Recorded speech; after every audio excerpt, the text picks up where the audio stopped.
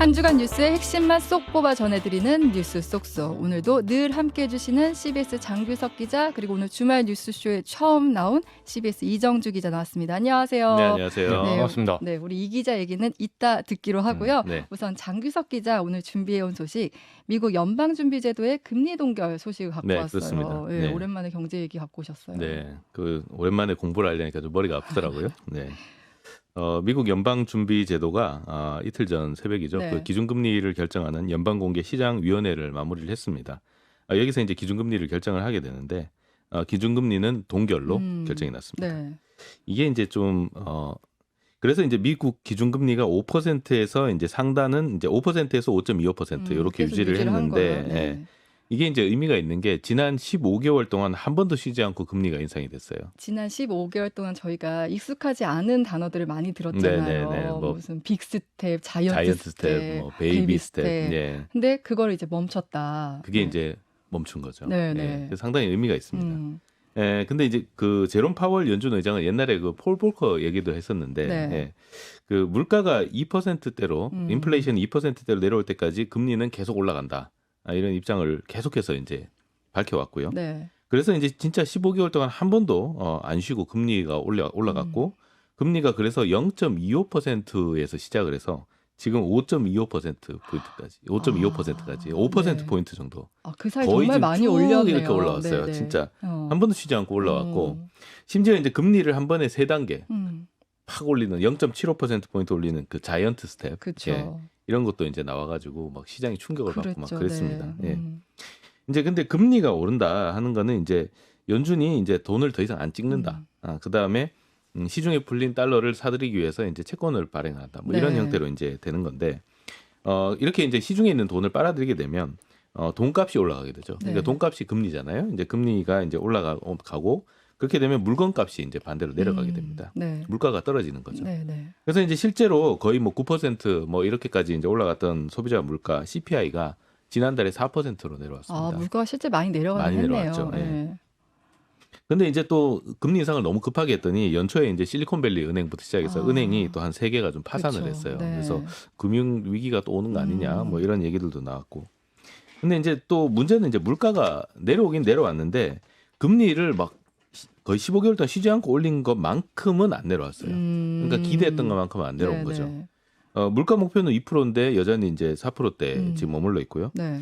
그다음에 이제 석유류하고 식품 가격을 뺀 걸 이제 근원 물가라고 하는데, 석유류나 이제 식품 이런 거는 워낙 이렇게 변동률이 심하니까 걔를 빼고 이제 근원 물가를 산출하는데, 이 근원 물가는 지난달에 5.3%를 기록해서 여전히 5%대입니다. 미국 얘기입니다. 그러니까 미국. 파월이 예전에 예고했던 물가 2%에는 한참 못 미치는 그렇죠. 수준이에요. 이제 근원 물가가 2%대로 들어가야 된다. 이제 이런 식으로 얘기를 하고 있는데, 그러니까 이제 금리는 올렸는데 그만큼 인플레이션이 빠지진 않았고, 예, 생각했던 것보다 안 빠졌고, 게다가 또 조금 더 이제 좀 특이한 사항은 실업률이 안 올라가요. 네. 그럼 그러니까 이제 거의 완전 고용 상태를 계속 유지를 하고 있는 거죠. 네, 네. 그러니까 이제 구인난이 생기니까 임금은 고임금으로 갈 수밖에 없죠. 그럼 그러니까 물가가 떨어질 요소가 별로 없는 그렇죠. 거네요. 임금을 더 많이 네. 받으니까 이제 물가는 여전히 이제 좀 이제 정체가 돼 있는 거죠. 특히나 이제 제일 이제 그동안 크게 본 게 집값이었습니다. 월세. 네. 월세였는데 이게 이제 월세가 또 잘 안 떨어지는 거예요. 그러다 보니까 이제 물가가 잘 안 떨어지고, 그래서 이제 되게 스티키하다, 이제 끈적끈적하다 그러는데, 이게 막 그 엿이나 이런 것은 들러붙어 가지고 금리를 막 올리면서 막 떼내려고 하는데도 잘 안 떨어지는 거예요. 네. 그래서 금리가 되게 스티키하다 이렇게 얘기를 지금 하고 있어요. 네. 근데 이제 조금 이제 변수가 있는 게 이제 그 월세 계약 만료 시점이 옵니다. 그러니까 월세가 한참 올랐을 때 네. 계약했던 이 계약건들이 이제 만료가 돼요. 보통 미국은 월세 계약을 1년 정도 단위로 하거든요. 네, 네. 그래서 이제 그 1년 정도 끝나고 이제 재계약이 오는데, 우리나라도 지금 뭐 역전세 뭐 이런 것 때문에 네. 전세금 높이 받았다가 지금 집주인들이 돌려줘야 될 맞아요. 그런 상황인데, 네. 미국도 좀 비슷한 것 같아요. 월세를 크게 높게 받았다가 지금 월세가 조금 떨어지는 시점인 것 같아요. 그래서 이제 월세가 많이 내려가면 또 이제 그동안 좀 이렇게 되게 물가가 안 내려오고 있고 꽉 붙잡고 있던 게 조금 더 물가 내려오지 않을까, 이런 얘기도 있고. 네, 네. 그러니까 지금 물가는 많이 안 내려왔는데 조금 더 내려올 수 있다는 전망도 있고요. 그 다음에 은행이 또 파산하면서 또 금융에 또 위기가 올 수 있다는 네. 얘기도 있고, 그런데 또 노동시장은 탄탄해서 또 여러 가지로 그래서 지금 그 어떤 신호들이 되게 이렇게 복잡하게 얽혀 있는 그러니까요. 상황이에요. 예. 그러니까 어느 한쪽으로 쏠려 있는 게 아니라 음. 여러 요소들이 다 섞여 있다 보니까 좀 혼란스러운 것 같아요. 그렇습니다. 네. 좀 많이 혼란스러워요. 네. 그래서 이런 그 방향성을 어디로 잡아야 되냐. 그러니까 연방준비제도에서도 우리가 금리를 계속 올리고 있는데 이게 좀 우리가 생각했던 거랑 약간 다른 양상이 펼쳐지니까 네. 이게 맞는 건가? 약간 그런 부분에 대한 이제 혼란이 오는 거죠. 이제 혼란스러운 거예요, 자기들도. 네, 네. 그러니까 이 방향으로 가는 게 맞냐 이런 의문이 드는 건 그래서 연준 이사들도 네. 예, 실제로 이제 보면 연방공개시장위원회 금리 결정이 딱 나오면 점도표라는 게 나옵니다. 네, 네. 예, 점도표가 뭐냐면 회의가 끝나고 나서 이사들이 각각 돌아가면서 한 명씩 자기가 올 연말에 예상하는 이 금리를 찍어요. 이렇게 점으로 찍습니다. 네. 그러면은 이제 점이 18명이니까 18개가 나올 거 아니에요? 그 18개들을 쭉 모아서 이제 표 하나로 이렇게 만드는 네. 거죠. 그래서 그게 점도표라고 점으로 이렇게 표현이 되는 건데 일단은 이제 이번에 연준 이사들이 어떻게 예상을 했냐 점도표를 보니까 금리를 안 올린다 2명. 네. 그러니까 5.25가 그대로 유지될 거다 2명. 4명은 한 번만 올린다. 한 5.5까지 번. 올라간다. 네. 그다음에 9명은 2번 올린다. 2번 올리면은 네. 5.75까지 올라간다는 거죠. 그다음에 이제 9명이 제일 많죠. 네. 제일 많고. 그다음에 또 2명은 3번 올린다. 또 1명은 또 4번 올린다는 얘기가 있습니다. 너무 다양하네요. 예, 엄청나게 지금 의견들이 막 엇갈리고 네. 있죠.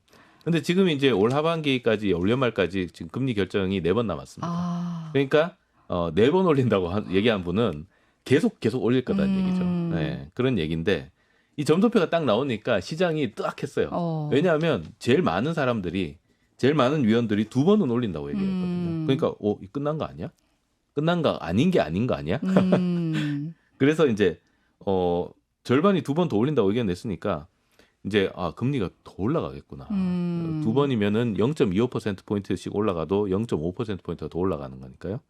그러니까 이제 뉴욕 증시가 그 점도표가 딱 나오면서 금리가 예상대로 동결됐는데 점도표가 딱 나오니까 쭉 빠지는 거예요. 그러니까 동결이면 좋은 신호인데 그렇죠. 이게 점도표를 보고 앞으로 이게 또 있다.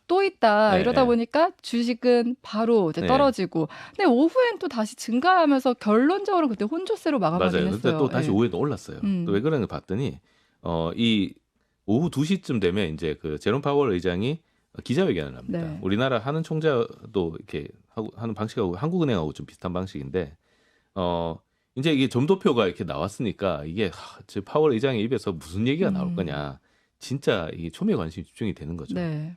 근데 이제 의장이 일단 한 얘기는 매파 기조는 유지했습니다. 매파라는 게 이제 금리 계속 올린다. 네. 이거는 이제 유지를 했습니다. 그러니까 아직 2%대의 인플레이션은 아직 내가 못 봤다. 못 봤고 그때까지는 긴축. 그러니까 금리 인상 기조는 계속 간다. 계속 간다.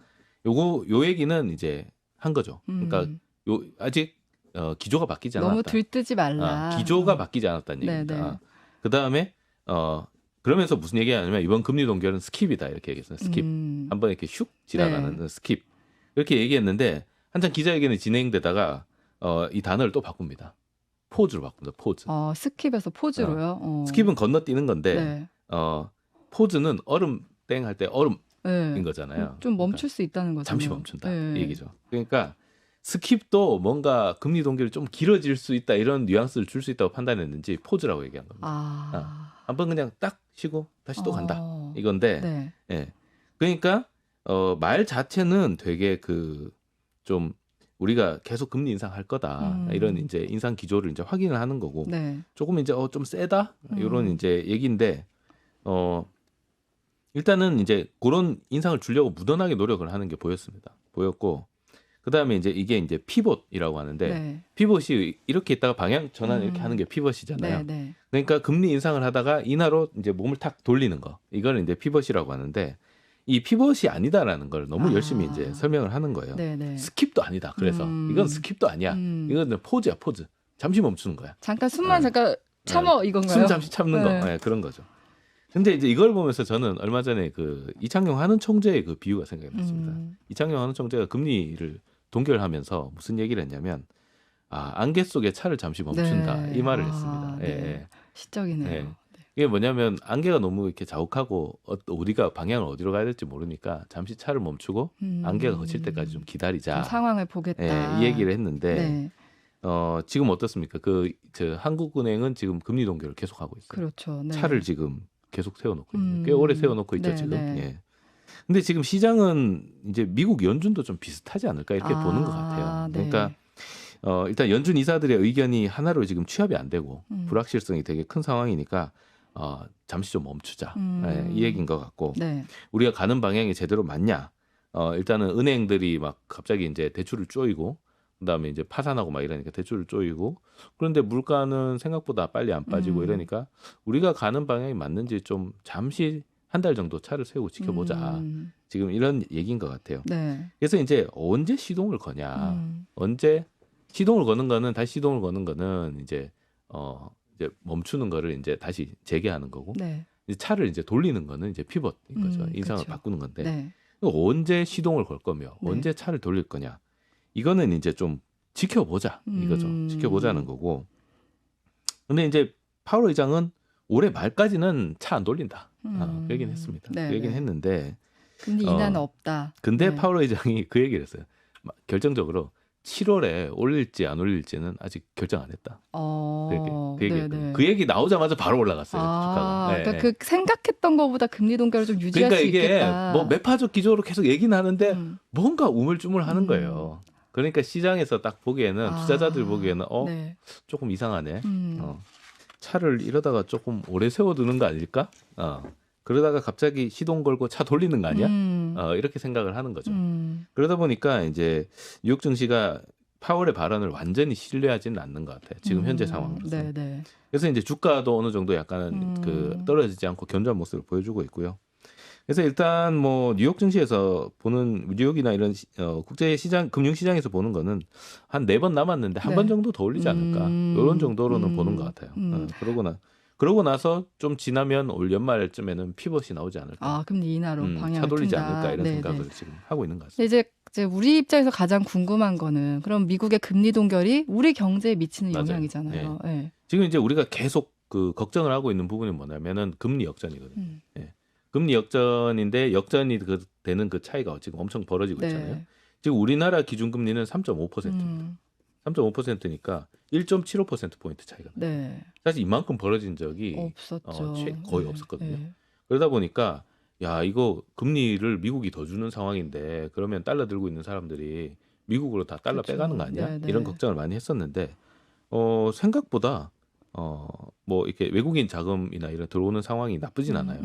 지금 우리 주식 시장이 지금 계속 오르고 있잖아요. 그것도 이제 외국인 자금이 들어오고 있기 때문에 그런 네, 것인데, 그러니까 이제 증시나 채권 쪽으로 외국인 자금이 지금 오히려 조금 들어오는 분위기가 지금 감지가 되고 있고, 우려했던 금리 역전차로 그러니까 이제 인한 투자자들은 유출은 보기에는 없다. 앞으로는 약달러가 펼쳐질 가능성이 높다라는 쪽으로 보고 있는 거죠. 네, 네. 그러다 보니까 달러가 약해지면 자금은 달러는 신흥국 쪽으로 움직입니다. 보통. 그러다 보니까 신흥국 쪽으로 자금을 좀 튼 게 아니냐, 네. 투자 자금이 이제 이런 예상들도 나오고 있고요. 그래서 미국이 이렇게 금리를 다시 뭐 지금 동결을 해서 이제 역전 금리 차가 벌어지지 않아서 우리한테는 좀 다행인 부분도 있고요. 그 다음에 또 한 번 더 이렇게 올리겠다, 앞으로 금리 인상 기조는 바뀌지 않았다라고 파월 의장이 얘기했지만 그게 좀 계속 될지 말지 잘 모르겠다라고 시장이 의구심을 갖고 있는 상황에서는 우리나라 자금 시장도 그렇게 어려워질 것 같지는 않다는 예상이 있는 것 같아요. 그래서 기재부나 한국은행도 당장은 우리한테 악영향은 없을 것 같다 이렇게 이제 판단을 하고 있고요. 네, 네. 그래서 이제 차를 세우고 이제 상황을 보고 있는 상황에서 정말로 안개가 걷히고 어디로 가야 될지 방향이 보일 거냐. 네. 이제 이거를 좀 봐야 될 것 같습니다. 근데 일부 국가들 같은 경우, 호주나 캐나다 이런 데 같은 경우는 아직도 물가가 좀 높아서 유럽도 마찬가지고요. 네. 다시 이제 금리 인상을 시작하는 경우도 있었습니다. 그러니까 금리가 오를지 내릴지는 아직까지 정확하게 우리가 기조를 아직 확신할 수 없는 상황이고, 네. 그래서 앞으로 좀 이게 좀 올라갔다 내려갔다 좀 이게 주가도 좀 들쭉날쭉하고 좀 시장 전망도 좀 왔다 갔다 하지 않을까 이런 생각이 듭니다. 네, 이런 경제 상황을 바탕으로 앞으로 우리나라는 또 어떤 결정을 할지 지켜봐야겠고요.